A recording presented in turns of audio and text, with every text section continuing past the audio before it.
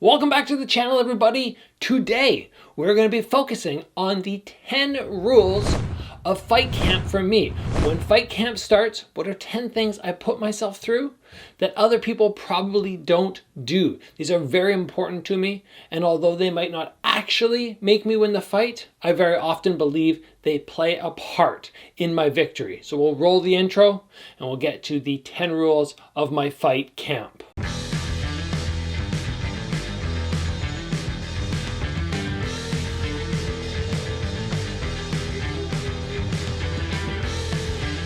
So it feels like I've been away for a while. I haven't seen you guys, haven't got to talk to you as much, mostly because I was in Vancouver last week doing pad work and training with my buddy Wayne Lee. But because we were doing our training and just recording it, I haven't been here, haven't been talking to you guys. And you know what? I kind of missed it. But I'm back home in Victoria now. And I'm looking forward to doing some more episodes talking to you about things you might be interested in learning. So if you have anything in particular that you want me to focus on, throw it down in the comments below. And this episode today is very interesting because what happens when you do your first fight is you adopt a couple things that you think are going to help you win. And then when you win that fight, you keep those things around, but the list just keeps growing and growing. And then sometimes when you lose a fight, you go, ooh, something that I used to do, but did this time, I'm going to eliminate that. And it's just constantly evolving. But I have 10 set things that I have been doing for probably the last decade, pretty tried and true. And maybe, like I said, they might not actually aid in my victory, but I truly believe they do because they're part of my fight routine. Now, as I mentioned, we have 10 things which are locked in, but actually for this camp, I have 11. Because for the first time, I'm adding something new. It's been a long time since I've added something that I'm going to make myself do in fight camp.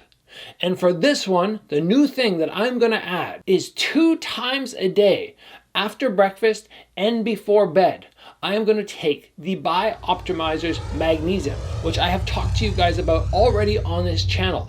I am very, very convinced with the experience I've had so far with it, that if I buckle down and I go the full distance, the full way, I really commit to this supplement, that it will improve my fight camp. And I don't add this lightly because the 10 things that are part of my fight camp, my 10 rules, they're locked in there. So for me to add something is a big deal. But when I believe in something and I think there's a chance it may assist me, I'm absolutely going to do it. Why am I so convinced that I'm going to benefit from this supplement? Well, number one is the sleep. The sleep for me is somewhere where I somewhat struggle in the past, mostly because I do the late night training. And when I do the late night training, then I come back and I'm feeling too wired. And it takes me a little bit of time to calm down.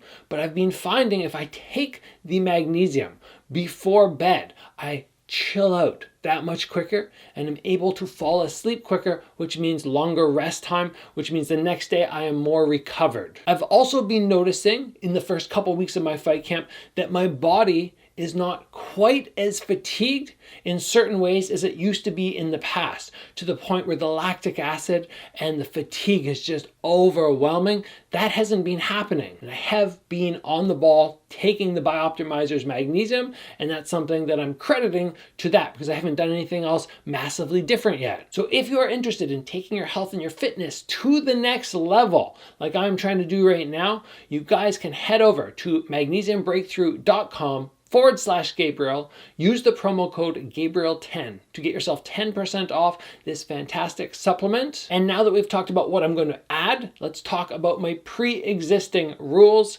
of fight camp, starting with number 1. And that is, I need to study my opponent, create a game plan, and build my comfort level. I do this now for every opponent and it has to be done. And if you're not doing this, you absolutely should. Now let me break down each phase of what I was just talking about. Number 1, study the opponent. This is basically where you get online and you start watching your opponent's fights and you just start really understanding who they are, what fight style they're going to bring, and just what they have to offer.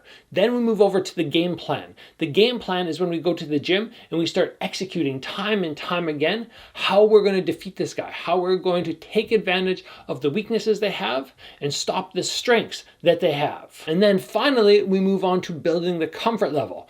with the other two previous strategies or phases, we end up getting more comfortable. When we get more comfortable with the opponent, we're not as scared, we're not as stressed, and that can only be beneficial. Fight camp rule number 2 is to run the gauntlet, or that is what some of you guys might refer to as shark tanking. I make myself do this. I have to do this. Why do I need to throw down in the gauntlet or the shark tank? Well, first of all, it's so much harder than sparring with somebody who's fatiguing at the same level as you. When you bring in fresh opponents, so you go maybe 3 minutes with one person, next round, new person, next round, new person. You're always getting somebody who has had full recovery time so they can give you everything they have. This is a must because it's going to make the rounds that much harder for you. But also, if you want to spar hard and avoid injury, I find that injuries usually occur when you have two opponents or two sparring partners who are fatigued. So in terms of challenge and safety, running the gauntlet, in my opinion, is so important. How often do I do this? Usually 1 month before the fight, I'm doing it 1 to 2 times per week, probably doing 6 rounds every time I go through in sparring. It could be 2 opponents, just flipping back and forth between them, or it could be 3 sparring partners. Doesn't really matter. It's just making sure you have fresh people to go against. The next thing that I put myself through, and it starts 7 weeks before the fight, right to the day. I cut myself off, no junk food.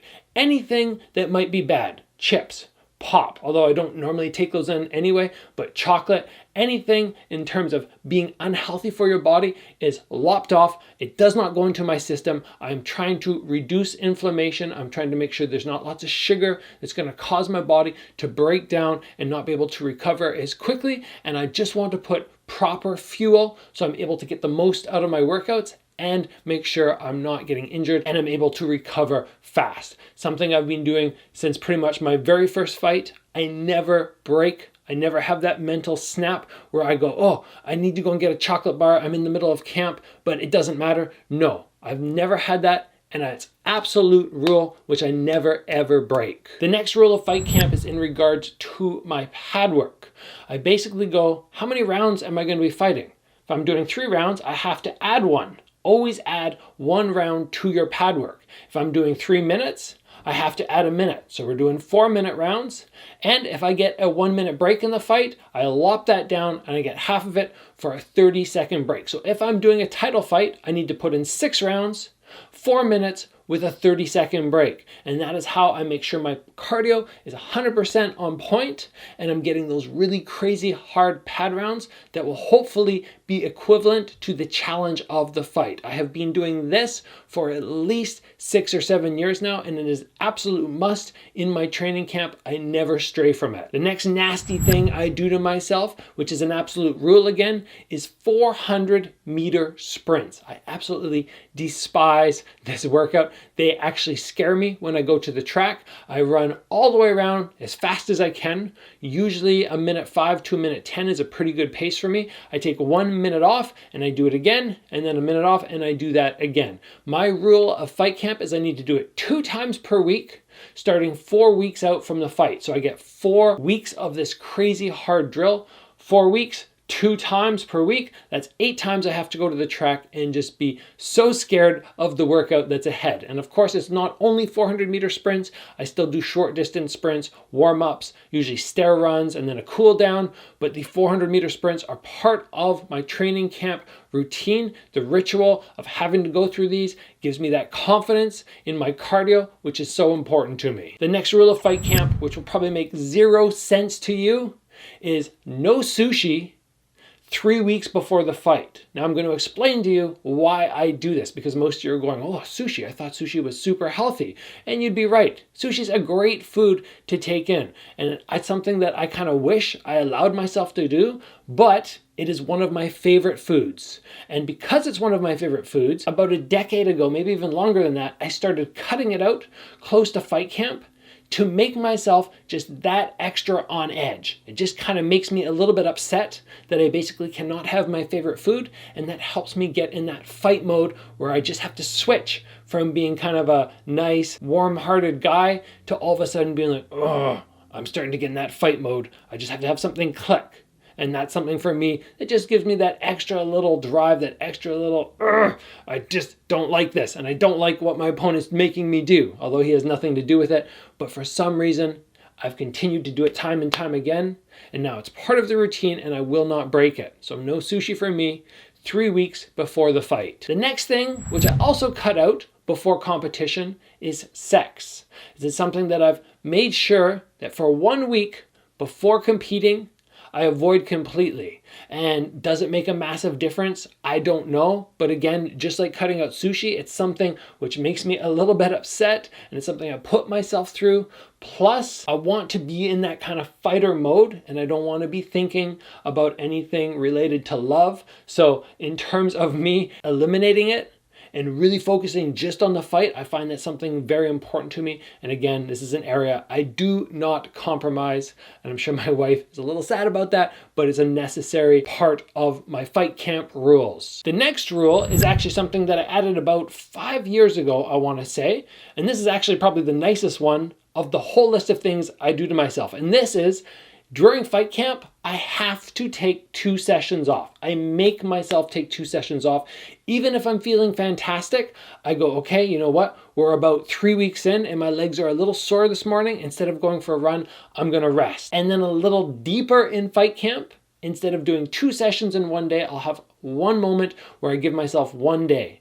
1 day where I do only 1 session. And for me, I noticed when I started doing this, it just gave me that extra little recovery time, and it just allows me to perform that much better. And it's something worth considering. Obviously, you don't want to be lazy. You don't want to go, okay, I just don't feel like training today, I'm going to take time off. But when you're putting in 11 sessions per week for 10 weeks, taking off 2 sessions is hardly anything. It's not going to compromise your fight. In fact, I think it benefits me. But most of the rules are not nice. They are not things that I enjoy. And the next one is I must take ice baths weekly. Now for me, I'm very fortunate that the ocean is only about 1 kilometer away, so I can just bike down there, drive down there, jump in the ocean, or you guys have seen the ice bath I have in my backyard. But before I was on this property, I would just fill up the tub with the coldest water that was available, and I would jump in for 5 or 10 minutes.